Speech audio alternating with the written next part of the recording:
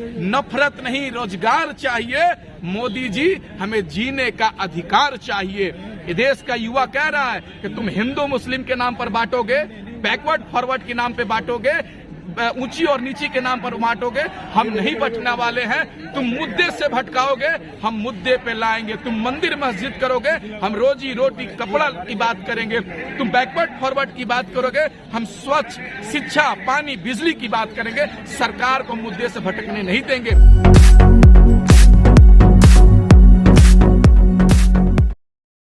जंतर मंतर पर अभी हम मौजूद हैं। यहाँ पर रोजगार संसद के पोस्टर लगे हुए हैं, यानी रोजगार की तलाश में यहाँ पर युवाओं का जो है प्रोटेस्ट काफी लंबे समय से हो रहा है। मेरे साथ सोशल एक्टिविस्ट शौकत अली हैं, इनसे हम बात करेंगे। ये उम्मीद लगाई जा रही है कि अब फिर से ये मुद्दे धाराशाही हो जाएंगे, क्या उम्मीद है, क्या लगता है? देखिए, भारतीय जनता पार्टी का इतिहास रहा है कि जब देश में चुनाव आता है तब तब मंदिर मस्जिद उनको याद आता है। इससे पहले 5 राज्य में चुनाव था, बंगाल में। आपने देखा होगा देश के प्रधानमंत्री और देश के गृह मंत्री और भारतीय जनता पार्टी के तमाम नेता बंगाल पहुंचते हैं और कहते हैं कि बंगाल के हिंदू खतरे में है। लेकिन चुनाव जैसे ही खत्म हुआ तब बंगाल का हिंदू खतरे से बाहर हो जाता है और उत्तर प्रदेश, उत्तराखंड, पंजाब, हरियाणा, जहां जहां चुनाव है वहां का हिंदू खतरे में आ जाता है। आप बताइए, देश के अंदर चुनाव है, 5 राज्य के अंदर चुनाव है, उत्तर प्रदेश के अंदर चुनाव है, वहां पर रोजी रोटी कपड़ा मकान की बात नहीं हो रही है, युवाओं की रोजगार की बात नहीं हो रही है, महंगाई की बात नहीं हो रही है, हमारी बहन बेटियों के साथ दिन दहाड़े बलात्कार हो रहे हैं, उसकी बात नहीं हो रही है। किसकी बात हो रही है? बात हो रही है मंदिर मस्जिद की, गुरुद्वारे की। क्या देश इससे चलेगा? देश नफरत से चलेगा? आज देश के जंतर मंतर पर, देश की राजधानी दिल्ली में जंतर मंतर पर युवा पहुंचे और कह रहे हैं नफरत नहीं, रोजगार चाहिए। मोदी जी, हमें जीने का अधिकार चाहिए। ये देश का युवा कह रहा है कि तुम हिंदू मुस्लिम के नाम पर बांटोगे, बैकवर्ड फॉरवर्ड के नाम पे बांटोगे, ऊंची और नीची के नाम पर बांटोगे। हम नहीं बंटने वाले हैं। तुम मुद्दे से भटकाओगे, हम मुद्दे पे लाएंगे। तुम मंदिर मस्जिद करोगे, हम रोजी रोटी कपड़ा की बात करेंगे।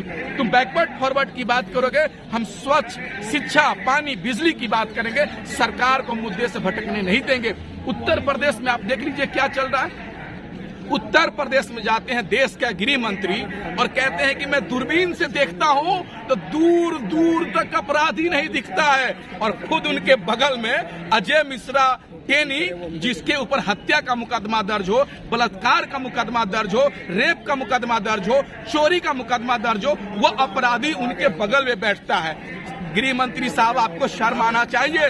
जिसके बेटा ने किसानों के ऊपर गाड़ी चढ़ा दिया, जिसके बेटा ने किसानों को मार दिया, आप अपने मंत्रालय में उसको गृह राज्य मंत्री दिए हुए, आप क्यों नहीं इस्तीफा ले रहे? उससे देश की जनता कह रही है, देश के लोग कह रहे हैं कि अजय मिश्रा को बर्खास्त करो, बर्खास्त करो। लेकिन प्रधानमंत्री जी उसको बर्खास्त करने के बजाय हमको लग रहा है कि उसको प्रमोशन देने के चक्कर में है।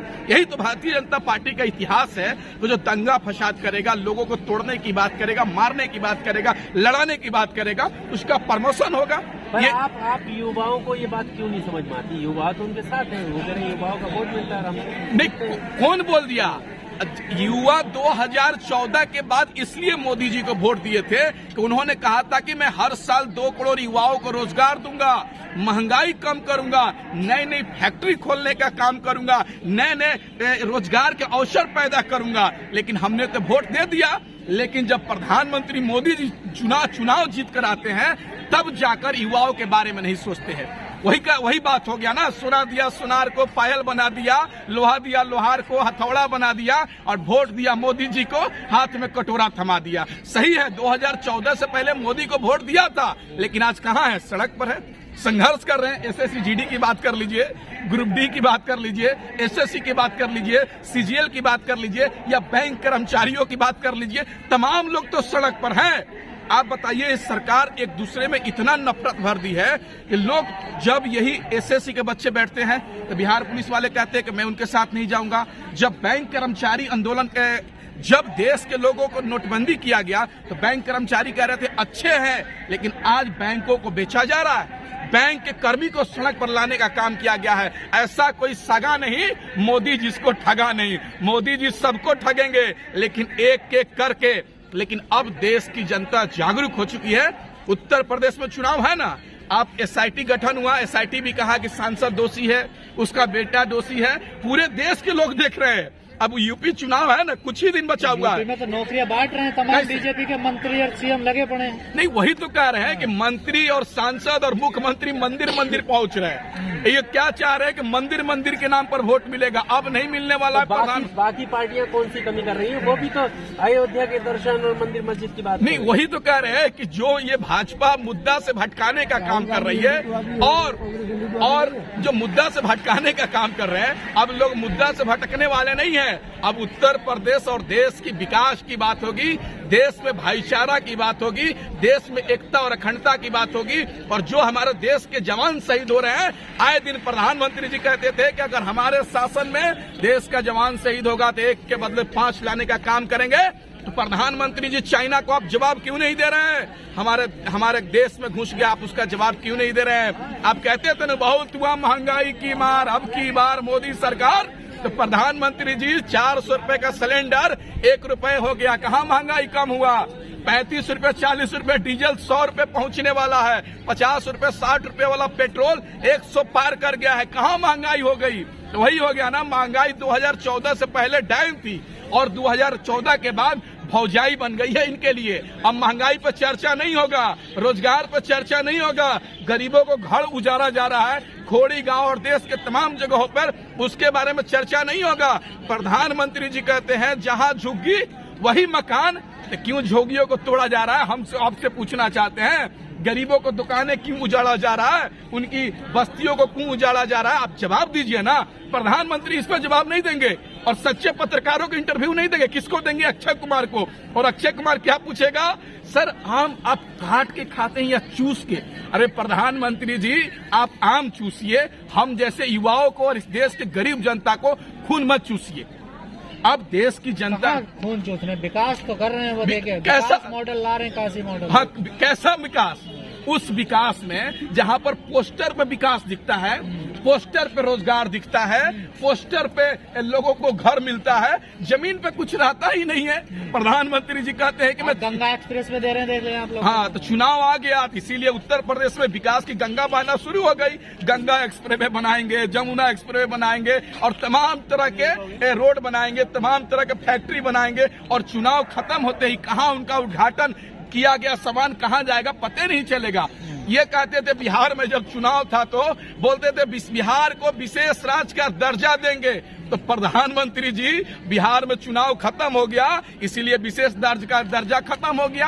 अब उत्तर प्रदेश में चुनाव है, उत्तर प्रदेश में कहेंगे गंगा एक्सप्रेस बनाएंगे, पूर्वांचल एक्सप्रेस बनाएंगे, जमुना एक्सप्रेस बनाएंगे, तमाम तरह के लोगों को गुमराह करने का काम कर रहे हैं। लेकिन लोग गुमराह नहीं कर रहे हैं, प्रधानमंत्री से कह रहे हैं कि 4.5 वर्ष से आप किस नशा में सोए हुए थे कि 4.5 वर्ष में आपका उत्तर प्रदेश याद नहीं आया, उत्तराखंड याद नहीं आया, मध्य प्रदेश याद नहीं आया। अब चुनाव आया है तो आपको यूपी नजर आ रहा है। देश की जनता और यूपी की जनता इतना मूर्ख थोड़ी है कि मध्य प्रदेश के सीएम भी बताना है कि यूपी में कितना विकास हो रहा है। नहीं, वही तो कह रहे हैं कि इनका विकास, भारतीय जनता पार्टी का विकास केवल कागज में है, बैनर में है, पोस्टर में है, टीवी में है, अखबार में है, सड़क पर और जमीन पर इनका विकास नहीं है। टीवी स्टूडियो वाले भी कह रहे हैं, अंजना कश्यप जो दारू पी के जो प्रचार का एंकरिंग करता है, दीपक चौरसिया, वो भी क्या कहता है कि देश में गंगा की लहरें बह रही है, विकास की लहरें बह रही है, देश के अंदर स्वच्छ शिक्षा, पानी, सब कुछ चंगा है। और लेकिन वास्तविक में क्या है? अब वास्तविक में देखेंगे तो सड़क पर हर कोई है। ये प्रधानमंत्री जी सबको ठगने का काम किए हैं। आज देश के अंदर क्रैश हो जाता है, हमारा बिपिन रावत सर मर जाते हैं, शहीद हो जाते हैं। क्या कैसे हुआ इसके बारे में प्रधानमंत्री जी कहेंगे। जब महाराष्ट्र में ताज होटल में कांड होता है तो गृह मंत्री का इस्तीफा लिया जाता है, लेकिन जब हमारे देश में इतनी बड़ी घटना हो जाती है, इस समय अमित शाह जी क्यों इस्तीफा नहीं दे रहे? उनसे हम पूछना चाह रहे हैं। कोरोना महामारी में 10 लाख लोग मर गए, उनको 4 लाख रुपए देने के लिए प्रधानमंत्री और सरकार के पास भाजपा सरकार के पास पैसे नहीं है, लेकिन करोड़ों अरबों खर्च रुपए चुनाव में खर्च करने के लिए पैसे हैं। लेकिन मोदी जी कह रहे हैं यूपी प्लस योगी। हाँ। यूपी के लिए उपयोगी है वो। नहीं, यूपी के लिए योगी जी अनुपयोगी हैं, उनका कोई उपयोग नहीं है। आपने देखा होगा, कहते हैं कि योगी प्लस यूपी।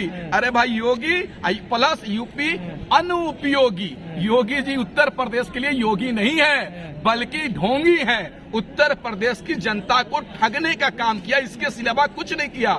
आप देखे होंगे, गांव में लड़की विदाई होती है तो उसके लिए साड़ी नया नया आता है, मिठाई बनता है, सिंदूर आता है, टिकुआ आता है। तमाम तरह की जनता, उत्तर प्रदेश की जनता तैयारी कर चुकी है और चंद दिन में ही उत्तर प्रदेश से आदित्यनाथ योगी जी को उत्तराखंड के लिए भेज दिया जाएगा कि बाबा आप वहीं रहिए, वही तपस्या कीजिए। यात्रा निकाल रही है यूपी में। हम वही तो कह रहे हैं कि विजय यात्रा निकाले या अंतिम यात्रा निकाले या आखिरी यात्रा निकाले, उत्तर प्रदेश की जनता तो इस बार विदाई करेगी भाजपा को। इस बार तो मन बना चुकी है, परिवर्तन की सरकार चाहिए, बीजेपी भगाओ, देश बचाओ, योगी हटाओ, यूपी बचाओ, इस तरह के तो नारे आ रहे हैं। भाजपा को नारा देने से कुछ नहीं होगा।